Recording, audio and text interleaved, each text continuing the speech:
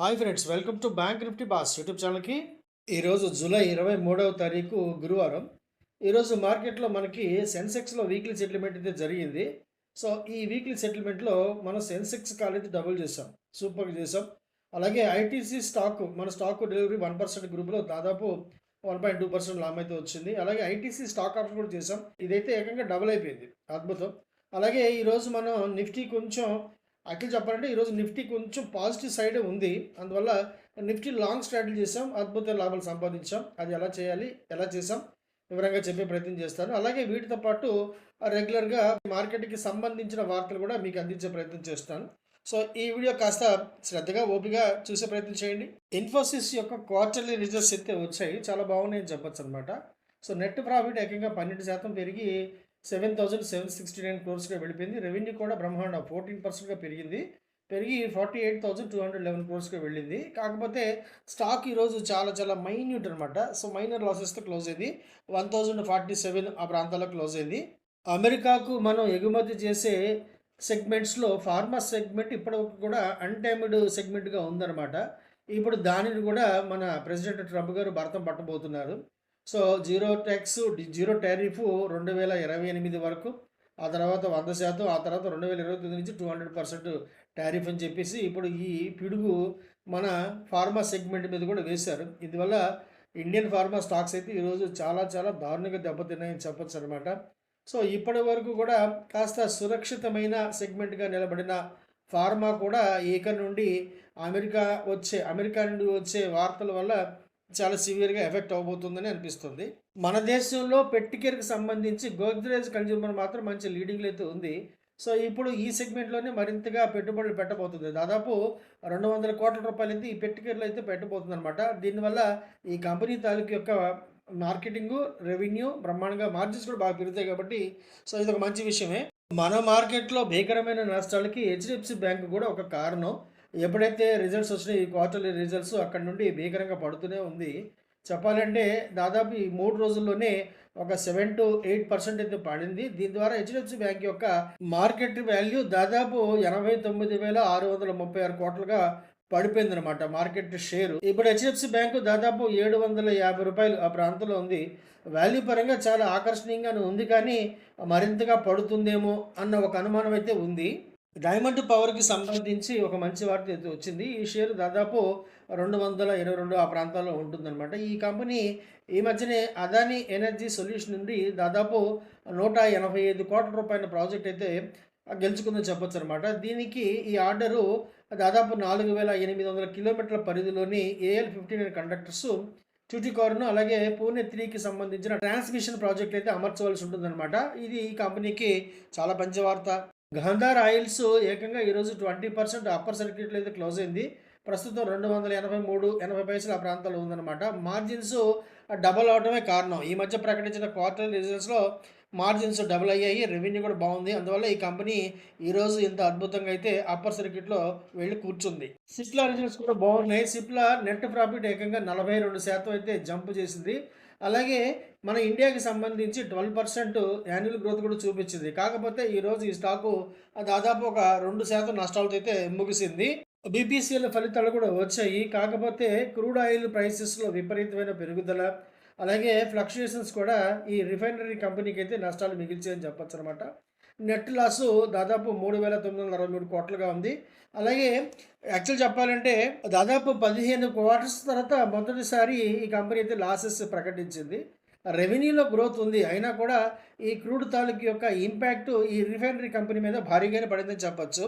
అలాగే ప్రభుత్వం వెంటనే ధరలైతే పెంచదు కదా. క్రూడ్ ఆయిల్ దిగుమతి మీద ఉన్న ఆంక్షల వల్ల, లేదు ఎగుమతి మీద ఉన్న ఆంక్షల వల్ల ఏంటంటే మనం దిగుమతి చేసుకున్న వెంటనే ఎంత కాస్ట్లీకి మనం దిగుమతి చేసుకున్న రిటైలర్కి ఇమీడియట్గా పెంచరు. అందువల్ల ఈ కంపెనీలు ప్రతిరోజు కూడా నష్టాలతోనే వ్యాపారం చేస్తున్నాయి. అందువల్ల ఈ లాసెస్ మరికొంతకాలం తప్పదేమో. మన దేశానికి చెందిన భారత్ ఫోర్జ్ అనే ఈ stock Canada French joint venture company అయినటువంటి ఫ్లయింగ్ వేల్స్ అనే ఒక కంపెనీతో జత కట్టిందనమాట. ఇప్పుడు మన దేశంలోనే వీళ్ళు ఎయిర్ షిప్స్ అయితే మ్యానుఫ్యాక్చర్ చేయబోతున్నారు. ఎయిర్ షిప్స్ అంటే మనకి కొంచెం కొత్తే, ఇది ఫ్లైట్స్ కాదు, కాస్త నెమ్మదిగా వెళుతుంటాయి అనమాట. ఇటువంటి వాటిని మన దేశంలో ఇప్పుడు ఉత్పత్తి చేయడం ఈ కంపెనీకి సంబంధించి చాలా పెద్ద ప్రాజెక్ట్గానే మనం భావించవచ్చు. శ్రీరామ్ ఫైనాన్స్ కూడా ఈరోజు దాదాపు 2% నష్టాలతోనే ముగిసింది. నిఫ్టీ 50లో మేజర్ డ్రాగర్స్‌లో ఇది కూడా వన్ ఆఫ్ ది స్టాక్‌గా ఉంది ఈరోజు. ఈరోజు మన మార్కెట్‌లో అయితే 3 ఐపీఓలు స్టార్ట్ అయ్యాయి. మొదటిది ఎక్స్ట్రా నెట్ టెక్ అనమాట. దీని ప్రైస్ బ్యాండ్ దాదాపు రూ. 120, 127 మధ్య ఉంది. Lot size 110, investment cost 13,970. రెండవది ఇండో ఎంఐఎం కంపెనీ. దీని లాట్ సైజ్ వచ్చేసి 30, ప్రైస్ బ్యాండ్ 461, 485, ఇన్వెస్ట్‌మెంట్ కాస్ట్ రూ. 14,550 అనమాట. మూడవది లోహియా కార్పొరేషను. దీని లాట్ సైజు 35, ప్రైస్ బ్యాండ్ 402 నుండి 425, ఇన్వెస్ట్‌మెంట్ కాస్ట్ 14,875. ఇది ఇన్వెస్ట్‌మెంట్ అడ్వైస్ కాదు. జస్ట్ ఐపీఓ మార్కెట్‌లో జరుగుతున్న విషయాన్ని మీకు తెలియజేసే ప్రయత్నమే. అప్లై చేయమని కూడా ఎక్కడా చెప్పబోవటం లేదు. మీకు మీరుగా పరిశీలించుకొని అప్లై చేసుకోండి. ఈరోజు థర్స్‌డే కదా, మనకి సెన్సెక్స్‌లో వీక్లీ సెటిల్మెంట్ అయితే ఉంది. సో ఈరోజు మనం చాలా సేపటి తర్వాత బాగా లేట్ చేసి చివరిలో మనం ఒక మంచి కాల్ అయితే తీసుకున్నాం మనం. ఈరోజు సెన్సెక్స్ ఎక్స్పైరీ 76,200 కాలు 121, 122 ఆ ప్రాంతాలు తీసుకున్నాం. ఇది ఏకంగా డబల్ అయిపోయింది ఫ్రెండ్స్. 248 వరకు కూడా వెళ్ళిపోయింది. సో అద్భుతం. మన టార్గెట్ 286 రాలేదు. చివరిలో పడుతూ ఉన్నప్పుడు రూ. 200 దగ్గర ఎగ్జిట్ అవుతుందని చెప్పాను. ఇదైతే ఏకంగా డబల్ అయింది. మన స్టాక్ డెలివరీ 1% ఈ సెగ్మెంట్లో ఈరోజు మన ఐటీసీ తీసుకున్నాం. ఐటీసీ ఎగ్జాక్ట్గా రూ. 280 దగ్గర తీసుకున్నాం. పర్ఫెక్ట్గా వచ్చింది. ఇది 284 కూడా వెళ్ళిపోయింది. సో మన టార్గెట్ 1% ప్లస్ బ్రోకరేజ్ కమిషన్ అవలీలుగా అందుకుంది. ఆ తర్వాత మనం ఐటీసీలోనే కొంచెం స్ట్రాంగిల్ చేసాము. ఇది ఐటీసీ 300 పుట్ ఒకటి ₹19.60 దగ్గర అమ్మి, అలాగే జూలై 285 కాల్ ఒకటి 75 80 పైసలు ఉంది అప్పట్లో. ఈ రెండు కూడా అమ్మవచ్చు, ఒకటి కొనొచ్చు. పుట్టు అమ్మాలి, కాలు కొనాలన్నమాట. ఈ స్ట్రాంగిల్ సూపర్ వర్కౌట్ అయిందని చెప్పొచ్చు అనమాట. సో ఐటీసీ 300 పుట్టు ఏకంగా ₹16.50 ఆ ప్రాంతాలకు వెళ్ళిపోయింది. సో ఒక లాట్లో మనకి ₹3 దొరికింది. లాట్ కూడా పెద్ద సైజ్ ఇది. సో మన 285 కాలు ఏకంగా ₹1.85 వెళ్ళిపోయింది. సో రెండు కూడా సూపర్ హిట్. కాకపోతే దీనికి కొంచెం ఫండ్స్ ఎక్కువ కావాలి. దీనికి దాదాపు ₹122,000 మార్జిన్ అయితే మన దగ్గర ఉండాలి. ఆ తర్వాత బ్రోకర్ స్పాన్ రివర్స్ చేసినా కూడా మనీ వస్తుంది అకౌంట్లోకి. కాకపోతే ఏ రోజుకి ఆ రోజు చేసుకుంటేనే కంఫర్ట్. ఈరోజు నిఫ్టీ మనం ఈ జూలై మంత్ది 23,900 కాలు, అలాగే 23,900 పుట్టు రెండు కూడా మనం స్ట్రాటిల్ చేసాం. లాంగ్ స్ట్రాటిల్ చేసాం అనమాట. Same expiry, same strike price. కాలు పిఈ ఒకటే ఉంటుంది, same strike price. Okay. So దీంట్లో మనం కాల్ వచ్చేసేసి ₹143 ఆ ప్రాంతాలు కొనం. ఇది ఏకంగా 186 వరకు వెళ్ళిపోయింది.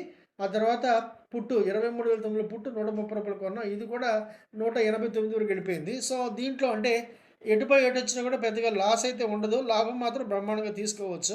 ఈరోజు ఐటీసీలోనే మనం జూలై మంత్ 285 కాల్ ఒకటి బ్రహ్మాండంగా చేసాం. దీన్ని మనం 90 పైసలు ఆ ప్రాంతాల్లో కొన్నాం. ఇది ఏకంగా 70 పైసలు పడిపోయింది. 20 పైసలు పడింది, అయినా నో ప్రాబ్లం. సో ఇది ఏకంగా ₹1.85 వెళ్ళిపోయింది. ₹1.50, ₹1.60 దగ్గర ఒకసారి రిమైండ్ చేసాం మనం. సో ఇది ఏకంగా ఈరోజు ఈ కాల్ అయితే మాత్రం డబుల్ అయింది. హ్యాపీ కదా. క్రూడ్లో ఏదో అశ్వమేధ యాగం జరుగుతున్నట్టుగా ఉంది. క్రూడ్ అయితే అప్రహతికంగా పరిగెడుతూనే ఉంది. ఈరోజు 8,400 ఆ దరిదాపులో ఓపెన్ అయినా కూడా ఇప్పుడు దాదాపు 8,900 రేంజ్లో ఉందన్నమాట. సో క్రూడు ఎంత పెరిగితే అంత మన మార్కెట్లకైతే నష్టాలే. మార్కెట్ కోలుకోవడం కష్టం. క్రూడ్ సెటిల్ అయితే తప్ప మార్కెట్లో కాస్త స్థిరత్వం అయితే రాదు. సో ఇది ఎప్పటికి ముగుస్తుందో తెలియదు మనకి. ఇరాను, అమెరికా ఒకరి మీద ఒకరు ప్రస్తుతానికైతే పెద్దగా అటాక్స్ జరగట్లేదు, కానీ మాటల యుద్ధం అయితే బ్రహ్మాండంగా జరుగుతోంది. ఇది మన మార్కెట్ యొక్క సెంటిమెంట్ని బాగా డ్యామేజ్ చేస్తుందని చెప్పొచ్చు. ఈరోజు మన మార్కెట్లో కాస్త భీకర నష్టాలని ముగిసాయని చెప్పొచ్చు. కాకపోతే సెన్సెక్స్ ఎక్స్పైరీ ఉండటం ద్వారా దాంట్లో నష్టాలను అయితే బాగా తగ్గించారు, మేనేజ్ చేశారు. చివరిలో రికవరీ వచ్చింది. అందువల్ల అది సెన్సెక్స్ కొంచెం రికవరీ అయితే వచ్చిందని చెప్పొచ్చు. చివరికి 364 పాయింట్ నష్టంతో 76,392 క్లోజ్ అయింది. బ్యాంక్ ఎక్స్ కూడా 631 పాయింట్ నష్టంతోనే 64,182 వద్ద క్లోజ్ అయింది. నిఫ్టీ 50 రోజు దారుణం. ఈరోజు ఏకంగా 150 పాయింట్లు నష్టంతోనే వెళ్ళింది ఒక దశలో.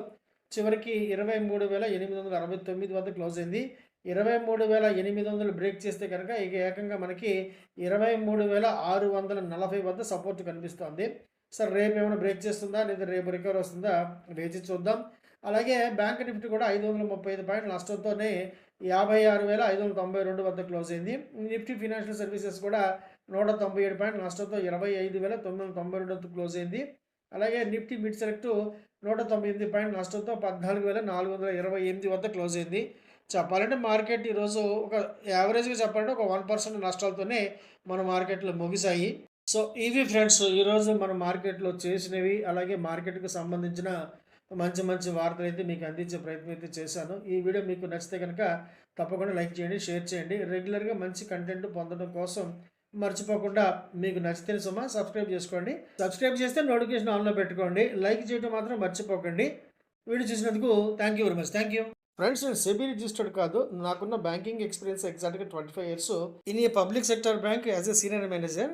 అలాగే నాకున్న స్టాక్ మార్కెట్ యొక్క అనుభవం మోర్ దెన్ 35 ఇయర్స్ ఇప్పుడు. ఈ అనుభవంలో నేను పడిన అనేకమైన కష్టాల నుండి, నష్టాల నుండి, నేర్చుకున్న గుణపాఠాల ద్వారా, నాకు నేనుగా స్వంతంగా డెవలప్ చేసుకున్న అనేకమైన టెక్నికల్స్ ద్వారా నేను మీకు ఎడ్యుకేషన్ మరియు లెర్నింగ్ పర్పస్‌లో నేర్పించే ప్రయత్నం మాత్రమే చేస్తున్నాను. నా స్టాక్ మార్కెట్ యొక్క ప్రయాణాన్ని, అనుభవాన్ని నేను మీతో పంచుకునే ప్రయత్నం మాత్రమే చేస్తున్నాను. స్టాక్ మార్కెట్‌లో మీరు ఇన్వెస్ట్ చేసే ప్రతి రూపాయికి కూడా ఎంతో కొంత నష్ట భయమైతే ఉంటుంది ప్రపోర్షనేట్‌గా. అది ఈక్విటీస్ కావచ్చు, డెరివేటివ్స్ కావచ్చు. అందువల్ల ఆప్షన్స్ ట్రేడింగ్ చేసేవాళ్ళు ఖచ్చితంగా ట్రైనింగ్ అయితే తీసుకోవాల్సి ఉంటుంది. పూర్తిగా మీకు పరిపూర్ణమైన నైపుణ్యం, అవగాహన, అలాగే నమ్మకం వచ్చిన తర్వాత మాత్రమే మీరు ఆప్షన్స్ ట్రేడింగ్ చేయవలసిందిగా నేను సలహా ఇస్తున్నాను. అంతేగాని ఆప్షన్స్ ట్రేడింగ్ ద్వారా మీరు కోటీశ్వరులు అయిపోవాలని చెప్పి కోరికతో మాత్రం స్టాక్ మార్కెట్లోకి రాకండి.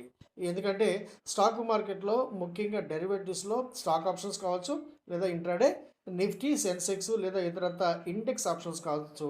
ఇవన్నీ కూడా 100% రిస్క్‌ని అయితే కలిగి ఉంటాయి. ఇవన్నీ గమనించిన తర్వాత మాత్రమే మీరు ట్రేడింగ్ ప్రారంభించండి.